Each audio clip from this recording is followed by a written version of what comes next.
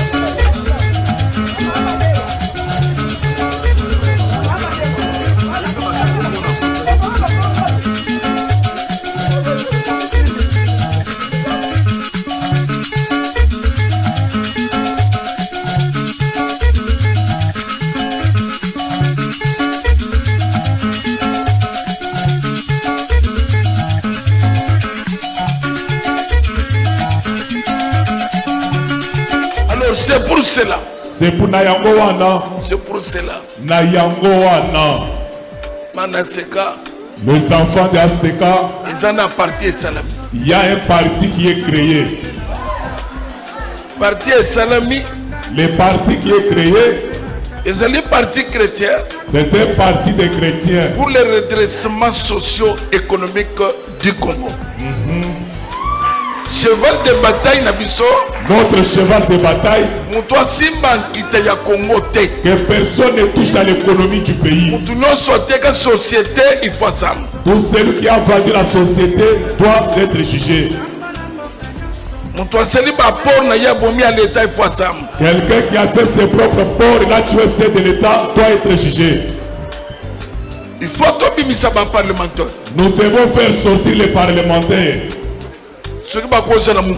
S'ils peuvent être payés 30 ici. Amen. Le roi. En ce moment-là, gouvernement. Vous aurez le parlement à dire au gouvernement. Vous aurez mot à dire dans les entreprises.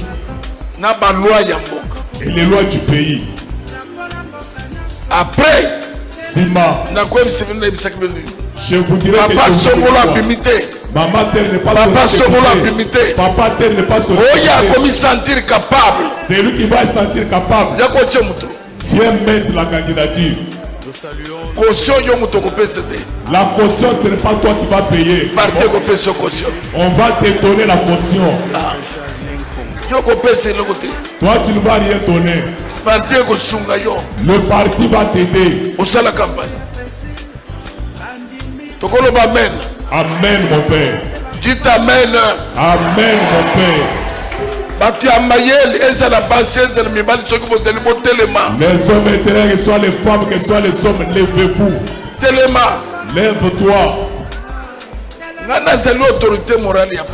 Oh là là. Moi, je suis l'autorité morale de ce parti.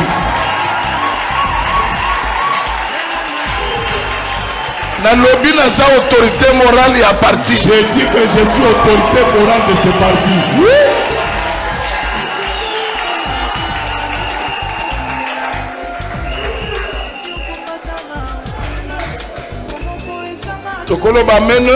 Amen.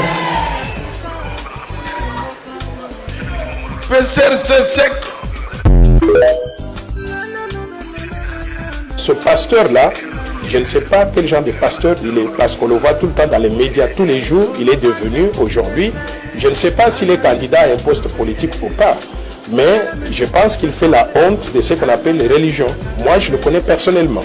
Pour l'avoir rencontré aux États-Unis, on me l'avait présenté comme évêque. Et je lui ai fait confiance aveuglement. Pourquoi? Parce que dans mon église catholique, quand on dit évêque, on est d'une certaine moralité. Et j'ai dû partager même un conteneur avec lui pour transporter les valises et les effets personnels. Quand ces effets sont arrivés ici, le conteneur était mis à son nom. Jusqu'aujourd'hui, là, je suis en train de courir derrière pour avoir donc les choses qui ont été envoyées il y a 2 ans, il y a 3 ans. Non, je ne veux pas aller dans les détails, je ne veux pas que ça devienne une histoire personnelle. Mais je sais que ce monsieur-là, ce n'est pas un bon pasteur. Parce qu'il utilise l'église pour faire des dégâts à notre société et il faut le traiter comme tel. Et je ne veux pas entrer donc dans leurs affaires. Je considère simplement qu'il n'est pas crédible. Balouba, Bazana, Bazaka Kouakeir, hospitalier, oui, Okabapé, mais Lokomoko, Lokuta, Akosaka Mingi. Non, quelques pourcents, quelques pourcents, il y a bateau. Lukuta. Nde, nazali koyebisa bato, nazoyebisa procureur. Keba na ba conseil na bando qui boso décevoir ngai bando pourquoi les bateaux bazo ils vont monter pourquoi mes chers amis sorciers mes chers amis sorciers pourquoi beaucoup les bateaux étaient pourquoi vous ne pouvez pas bouffer les voleurs ici? Les gens ne sont pas payés à cause de ces voleurs. Na famille un sorcier puissant pour que je lui donne l'argent qui est les Balouba n'ont pas le pouvoir, mais les Balouba sont pouvoir.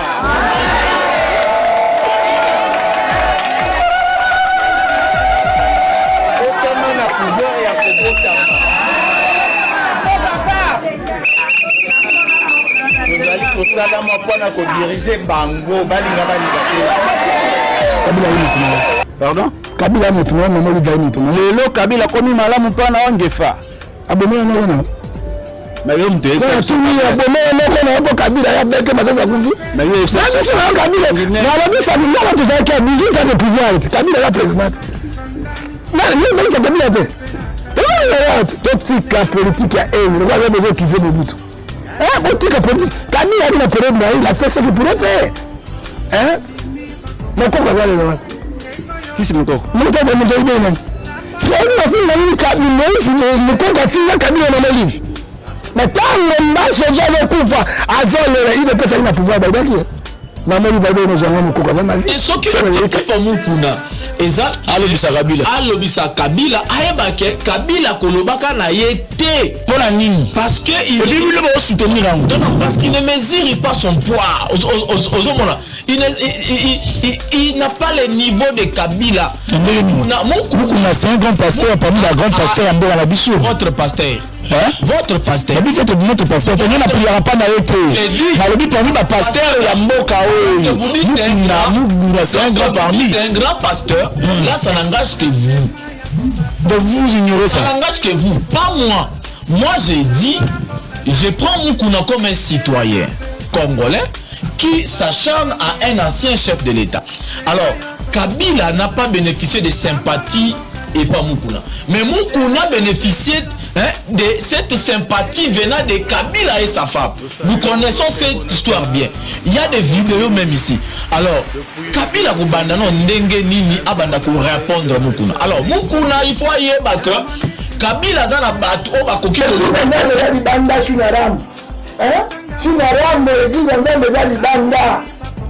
Papa so saya ta geste nzambo ya ngaya sambelaka akotika yoke akotika ko ko moko te akozana yo pouvoir na Afrique na mama na te na caméra etali akwesa mika pesi konde bila akwesa caméra pesi konde watu zongo pesi konde akwela na etali so akufa kufi naye so bika biki na so bika kufa kufi naye bakundi yo sani ça la zone de Chine là na lobi maman Tatiana oh que embeli bango ya tuti la zone comme ça on va la zone monte quand il n'est pas de nous la vie d'avant ne peut perdre à la tête pas la noter ma malade peut faire quelque chose aussi pour la ressonger pour ensemble na komi na suka na komi n'est pas même na n'est pas de mots là on a des mots ça va rater na n'est pas dans ensemble de l'autre na komi kabila hein c'est kabila zo kan na pas ndaka oh Chine rambo ngambo yanga kopambola yo je sais nombre de Dieu moi genre d'élection moi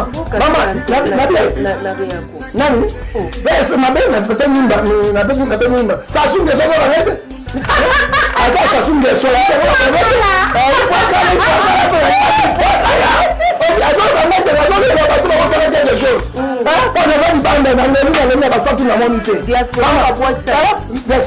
Voilà, bango bako bako makati. Ndio beta mwana mbele mteme ndefunga. C'est là tous les temps maman. Okama Kabila te. Sassou n'était pas pouvoir. Attends, on a pouvoir. Ici en Afrique tout est possible. Hein? Il y a le mot, hein? Ça il va la reconnaître pour la réalité. Parce que toi là la vérité. Des promesses alléchantes. Et l'année prochaine, il y aura des élections. Il n'y aura pas de glissement. Il y aura des élections. Et ces gens-là vont venir ici pour vous tenir encore des promesses et vous allez les applaudir et leur donner votre voix. Depuis toutes les promesses qu'on nous avait fait miroiter autour de la frappe et de la construction du barrage de Kakobola. Où est l'électricité de Kakobola?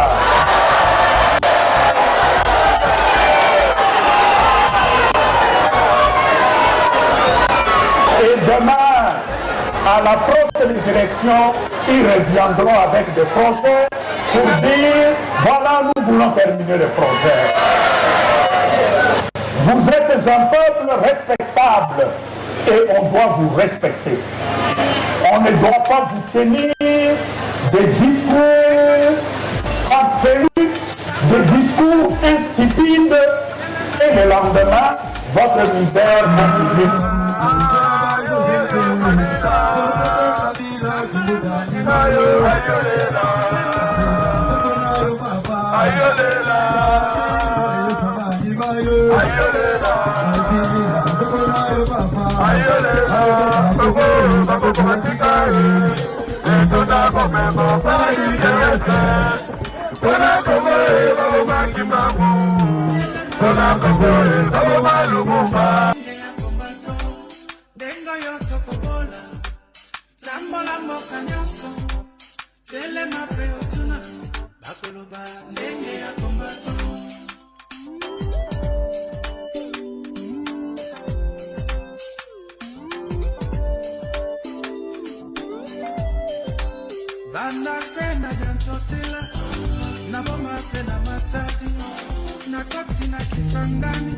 Moto ekopela na Congo na 2030.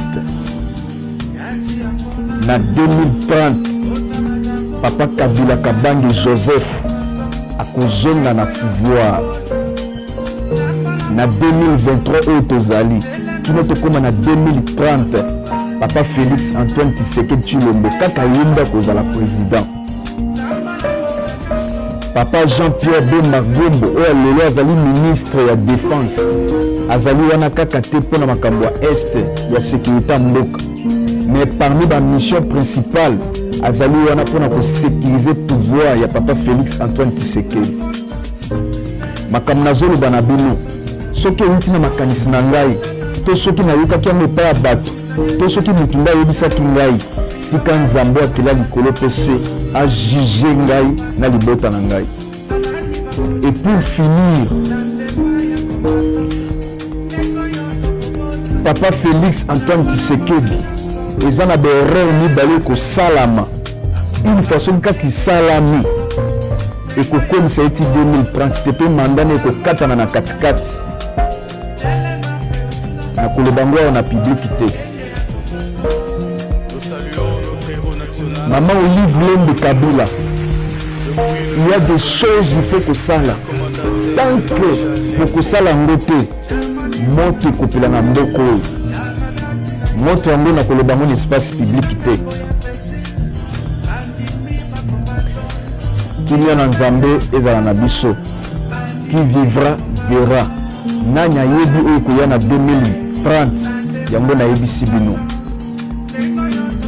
Maman Janine Mabunda un jour na mboko okokomaka ministre na Congo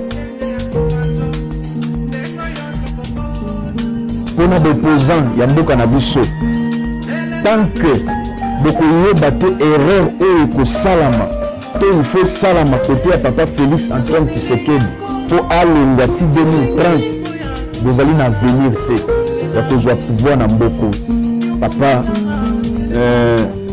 opposant Katumbi te Martin Fayulu te bandeko mosusu soki olingaka papa Félix Tshisekedi partage message bayoka soki olingaka papa Kabila partage message bayoka bazwa badisposition kelektre oyo azala na biso